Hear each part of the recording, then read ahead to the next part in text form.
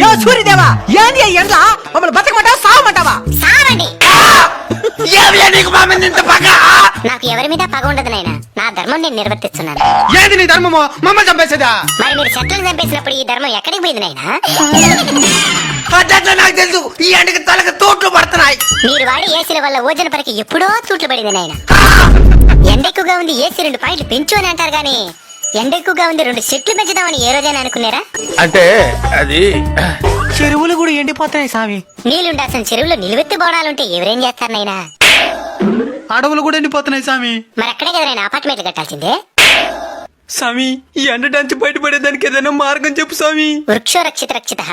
చెట్లను మీరు కాపాడితే అవి మిమ్మల్ని కాపాడతాయి. తప్పకుండా నాటి కాపాడుతాం స్వామి. స్వామి ఇంక మిఠాని ఈ ఎండలు తగ్గినా in front there is crocodile festival. అంటే ముందుంది ముసళ్ళ పండగ అని.